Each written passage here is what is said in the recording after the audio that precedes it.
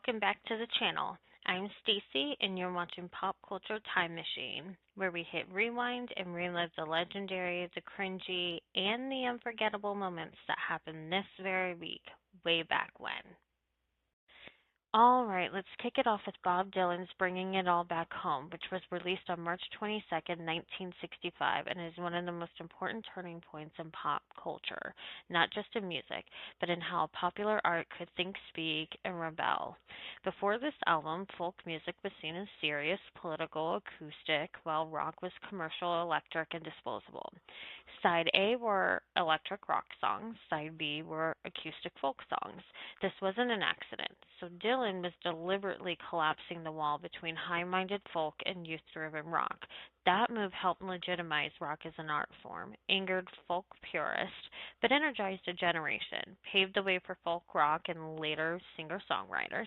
So the pop culture takeaway from this was you didn't have to choose between meaning and energy anymore. Songs like Subterranean Homesick Blues and Maggie's Farm didn't tell neat stories or deliver clear political messages. Instead, Dylan used stream of consciousness, mixed beat poetry, satire, and absurdism, wrote lyrics that felt smart, messy, and alive. This changed expectations of pop lyrics forever. So after Dylan, it became normal to expect ambiguity, literary references, personal voiceover slogans, pop culture takeaway, pop songs could be poetry, even confusing poetry. So Maggie's Farm is widely read as Dylan rejecting political movements trying to claim him, the idea that artists owe audiences clarity or obedience. This album announced a new idea. Artists don't exist to serve movements, genres, or expectations. That attitude became central to rock culture, punk, indie music, modern ideas of selling out versus authenticity. So the pop culture takeaway was being true to yourself mattered more than pleasing your base. The promotional film for Subterranean Homesick Blues with Dylan flipping lyric cards was one of the first proto music videos, hugely influential on MTV decades later. So the image, irony, and performance became part of how music communicates meaning.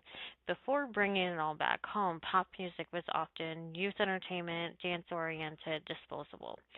After it, albums mattered more than singles. Artists were taken seriously as thinkers. Rock became a space for cultural criticism. This album helped push pop culture toward the idea that youth culture could be intellectually dangerous and socially transformative. In short, bringing it all back home meant that pop music could be electric and intelligent. Artists could refuse easy labels. Confusion, rebellion, and irony were valid cultural tools. Let's not forget those iconic TV shows, like when Beat the Clock debuted on television in 1950. It helped define what modern mass pop culture would feel like in the TV age. It wasn't just a game show, it introduced a new relationship between audiences, time, competition, and everyday people on screen. The core idea of Beat the Clock was simple but revolutionary. Ordinary people, ridiculous physical challenges, a ticking clock is the main source of drama. The pop culture shift began as time itself became spectacle. Countdown tension became a universal entertainment language, still used in reality TV, sports broadcasts, and game shows today. So, unlike radio or early TV variety shows, which focused on celebrities, Beat the Clock featured everyday contestants, awkwardness, failure, and improvisation, relatability over polish. The pop culture shift was that fame became accessible. This laid groundwork for reality TV, talent competitions, and viral internet culture. The challenges were often silly, physical, slightly humiliating, designed to provoke laughter. The pop culture shift was that failure became funny, not shameful. Watching people struggle became a shared cultural pleasure, a key ingredient of modern entertainment. So Beat the Clock helped establish fast pacing, simple rules, visual clarity, audience friendly formats. And the pop culture shift began because television became a medium of immediacy, not depth.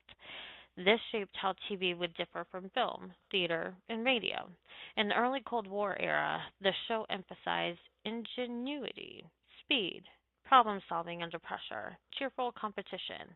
The pop culture shift became about efficiency and optimism, became entertainment ideals, mirroring American self image in the 1950s.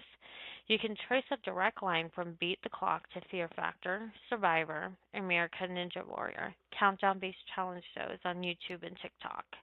So the pop culture shift was that challenges became stories. The format proved that rules plus pressure plus personality equaled compelling content.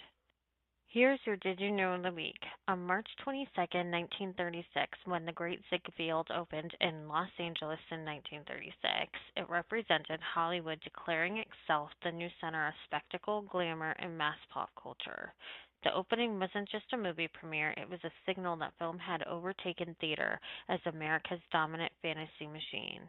Florence Ziegfeld's stage reviews had defined glamour in the early 20th century America.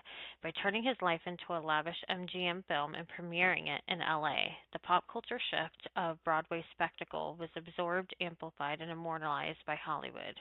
Movies could now outdo live theater in scale, reach, and permanence. Released during the Great Depression, the Great Ziegfeld offered excessive luxury, beautiful bodies and costumes, dreamlike musical numbers, a myth of success through charm and vision. The pop culture shift was fantasy wasn't frivolous, it was emotional survival. So Hollywood positioned itself as a national morale engine. At over 3 hours long, with enormous production values, the film treated popular entertainment as important, blended biography with fantasy, elevated musicals to epic status. The pop culture shift here became about big, expensive, awards worthy entertainment becoming a cultural benchmark. This helped establish the Oscars as a serious cultural institution, which the film would later win Best Picture. The film didn't just show success, it idealized it. Beauty equaled value, spectacle equaled meaning, romance equaled reward. The pop culture shift became about fame, luxury, and visibility, and it became aspirational ideals and shaping celebrity culture for decades to come. With performers like William Powell, Myrna Loy, and Louise Rayner, the film demonstrated stars as cultural currency, performers as brands, personality as a selling point. So the pop culture shift came about as audiences followed stars, not just stories. This logic still governs pop culture today. So the film took real events and transformed them into emotional truth rather than factual accuracy, nostalgia rather than documentation. So the pop culture shift came about as pop culture became how America remembers itself. So movies didn't just reflect history, they rewrote it. And when The Great Ziegfeld opened in Los Angeles, it meant Hollywood replaced live theater as mass spectacle. Escapism became culturally essential. Glamour became democratic fantasy. Film solidified its role as America's dominant storytelling force. So it helped establish the template for blockbusters, celebrity worship, awards culture, and nostalgia driven storytelling that still defines pop culture today. And that's your nostalgic rewind.